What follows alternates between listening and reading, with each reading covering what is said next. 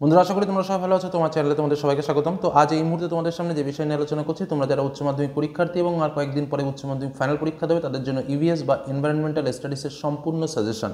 এবং আজকের এই আলোচনাটা এমনই আলোচনা যেটাকে আমরা লাস্ট মিনিট সাজেশন বলছি, কারণ এই প্রশ্নগুলো তোমাকে ভালোভাবে পড়তেই হবে আর এর মধ্যে থেকেই প্রশ্ন আসবে। যেহেতু তোমরা এবছর লাস্ট, সেহেতু কিন্তু প্রশ্ন একটু ভালোভাবে পড়তে হবে এবং বুঝে পড়তে হবে, এবং সেই হিসেবে কিন্তু অনেকটা প্রশ্নের আমি একটু বেশি বেশি করেই প্রশ্ন দিয়েছি, কারণ যাতে কোনো রকম ডিস্টার্ব তোমাদের না হয়। তো যাই হোক, যে কথাটা বলার রয়েছে তোমাদের দেখো, সমস্ত প্রশ্নে কিন্তু অথবা থাকবে না। এক দাগের প্রশ্নে আর দুই দাগের প্রশ্নে কিন্তু তোমাদের অথবা থাকে, আর বাদবাকি যে প্রশ্নগুলো রয়েছে অর্থাৎ 3, 4, 5 এই প্রশ্নগুলোতে অথবা অথবা থাকবে এরকম কিন্তু কোনো গ্যারান্টি নেই। কথাটা কিন্তু খুব ভালোভাবে বুঝে নেবে, যে কারণে একটু বুঝে শুনে পড়বে। আর চালাকিগুলো আমি অবশ্যই তোমাদের সামনে বলে দেবো যে কোন কোন বিষয়গুলো অবশ্যই জেনে পরীক্ষার হলে যেতে হবে। চলে যাব আমরা আমাদের মূল সাজেশন পর্বে। প্রথমেই দেখো, আমাদের 3-এর এক দাগে কোন প্রশ্ন আসতে চলেছে। আমরা আজকের সাজেশনটা এমনভাবে দেবো একদম প্রশ্নের সঙ্গে মিলে যাবে, অর্থাৎ পরীক্ষাতে আমাদের যে 5টা প্রশ্ন আসবে 1, 2, 3, 4, 5, এক দাগের যে সাজেশন তার মধ্যে দিয়েই এক দাগের প্রশ্নে পাবে 2 দাগের যে সাজেশন তার মধ্যে দিয়ে 2 দাগের প্রশ্ন, 3 দাগের তাই, 4 দাগের তাই, 5 দাগের তাই, একদম দাগে দাগে মিল পাবে। ওকে, প্রথম যে প্রশ্নটা দিয়েছি 3-এর এক দাগে দেখো, ভারতবর্ষে বিপন্ন প্রজাতির উপর একটি টিকা লেখো, অথবা জৈব বৈচিত্র্য বলতে কী বোঝো, যে বৈচিত্র্যে সেই বৈচিত্র্যের বিভিন্ন প্রকারভেদ বর্ণনা করো, জীববৈচিত্র্য বিনাশের কারণগুলি সংক্ষেপে আলোচনা করো, জীববৈচিত্র্য সংরক্ষণের উপায় কী। তোমরা জানো যে তোমাদের প্রশ্নে পার্ট মার্কিং প্রশ্ন হয়, অর্থাৎ সেই জায়গা দাঁড়িয়ে জীববৈচিত্র্যের সংজ্ঞা দাও, তার প্রকারভেদ করো, বা জীববৈচিত্র্যের সংজ্ঞা দাও, তার বিনাশের কারণগুলি আলোচনা করো। জয়েন্ট আকারে কিন্তু প্রশ্ন দিতে পারে। নেক্সট, পরিবেশগত ভারসাম্য বলতে কী বোঝো, উদাহরণসহ এর গুরুত্ব আলোচনা করো।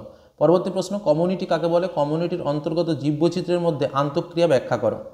পরবর্তী প্রশ্ন, আলফা, বিটা ও গামা বৈচিত্র্যের মধ্যে পার্থক্য করো, বন্যপ্রাণী বিলুপ্তির কারণ কী। পরবর্তী প্রশ্ন, গার্হস্থ্য জীবন বৈচিত্র্য কাকে বলে, জীববৈচিত্র্য সংরক্ষণে এক্সিটু সংরক্ষণের পদ্ধতি হিসেবে চিড়িয়াখানার ভূমিকা কী, জীববৈচিত্র্য সংরক্ষণে আদিবাসী সমাজের ভূমিকা আলোচনা করো। এই যে প্রশ্নগুলো দিয়েছি, তোমরা জানো যে তোমাদের এক দাগে 2টো প্রশ্ন আসবে। এই প্রশ্নগুলোর মধ্যে 2টো প্রশ্নই তোমরা কমন পাবে, এটুকু আমি নিশ্চিত।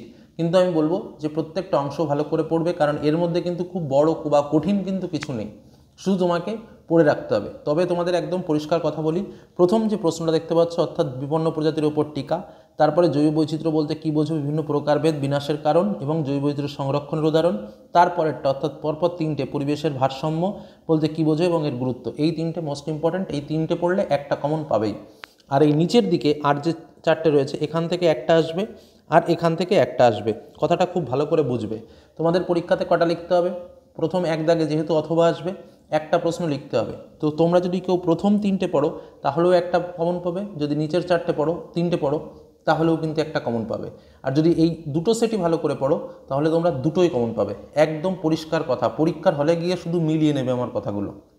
ওকে, এবার তুমি কটা পড়বে কি না পড়বে, তুমি এই 3টেও পড়তে পারো, এই 3টেও পড়তে পারো। আর যদি মনে করো না স্যার আমি সব পড়বো, সেটা অলওয়েজ ওয়েলকাম। ওকে, এই হলো final suggestion, last minute suggestion.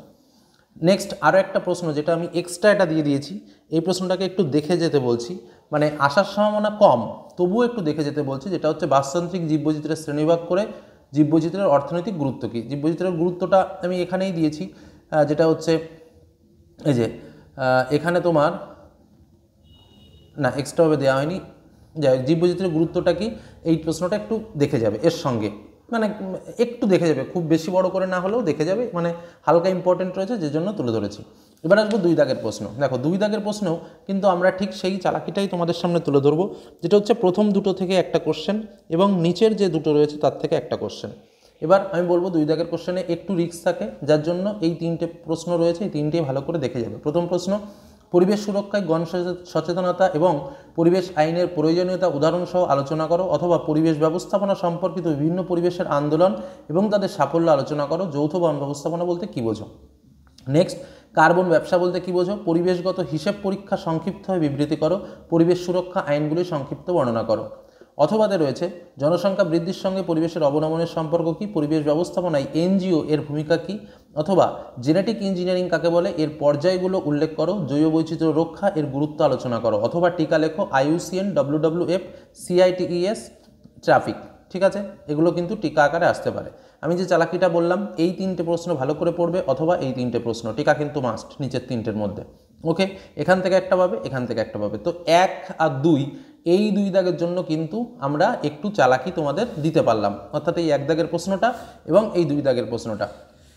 3 দাগের প্রশ্ন থেকে আমাদের চালাকিও নেই, কিন্তু প্রশ্ন সংখ্যা অনেক কম। কি প্রশ্ন? 3 দাগের প্রশ্ন যেটা আসতে চলেছে, একদম প্রথম প্রশ্নটা মিলিয়ে নেবে পরীক্ষার হলে, প্রথম বা দ্বিতীয়টা, এই দুটোর মধ্যেই একটা পাবে, ঠিক আছে? যাই হোক, সুস্থায়ী উন্নয়নের লক্ষ্যে প্রধান বাধাগুলি আলোচনা করো। সুস্থায়ী উন্নয়নের জন্য সামাজিক কাঠামোর ভূমিকা কী? এটা শুভেচ্ছা, প্রিন্টিং মিস্টেক, এটা সুস্থায়ী, ঠিক আছে? সুস্থায়ী উন্নয়নের জন্য সামাজিক কাঠামোর ভূমিকা কী আলোচনা করো। দ্বিতীয়, সবুজ প্রযুক্তি বলতে কী বোঝো, এর লক্ষ্য কী? কার্বন ব্যবসা বলতে কী বোঝো? পরিবেশগত হিসেব পরীক্ষা সংক্ষিপ্তভাবে বিবৃতি করো। Very very important question. দেখো, এই জায়গাটা আমি একটু তোমাদের পরিষ্কারভাবে বলি। এই পরিবেশগত হিসাব পরীক্ষা, এই বিষয়টা কিন্তু অনেক সময় 2 দাগের প্রশ্নও দিয়ে দেয়। অর্থাৎ এই প্রশ্নটা দেখো, আমি এখানেও কিন্তু সেই একই রকম প্রশ্ন, একই প্রশ্ন আমি 2 বার দিয়েছি, পরিবেশগত হিসাব পরীক্ষা, ঠিক আছে?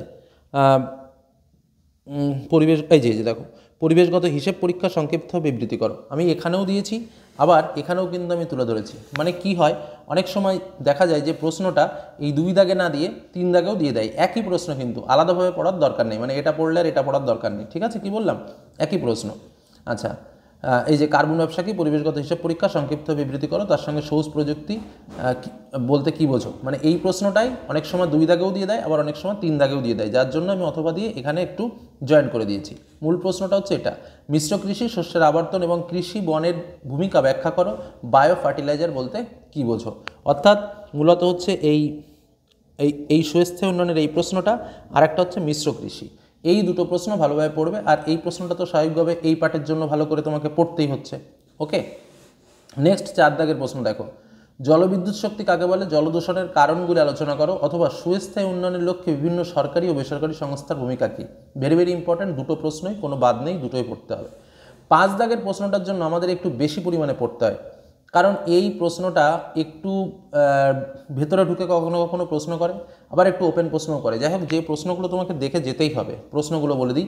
উন্নয়নে পরিবেশ ব্যবস্থাপনার ভূমিকা আলোচনা করো, পেস্ট কাকে বলে, মেজর ও মাইনর পেস্টের পার্থক্য করো, বায়ো ফার্টিলাইজার কী, ম্যানিউরের সঙ্গে এর পার্থক্য কী, আইপিএল বা সুসংহত পেস্ট ব্যবস্থাপনা কাকে বলে, সুস্থায়ী কৃষির কর্মপরিকল্পনা আলোচনা করো, অথবা পরিবেশের উপর কৃষির রাসায়নিক প্রভাব ব্যাখ্যা করো, সুস্থায়ী কৃষিকার্যের বিভিন্ন উপাদানগুলি কী কী, অথবা সুস্থায়ী কৃষি ব্যবস্থাপনায় মাটির গুরুত্ব কী, কৃষি বিকাশের জন্য প্রয়োজনীয় পদক্ষেপগুলো কী, ভারতীয় কৃষিতে সবুজ বিপ্লবের পরিবেশের অবনমনগত প্রভাব আলোচনা করো, ওজোন গহ্বর কী, জীবমণ্ডলের ওজোন ক্ষয়ের ক্ষতিকারক প্রভাবগুলি আলোচনা করো।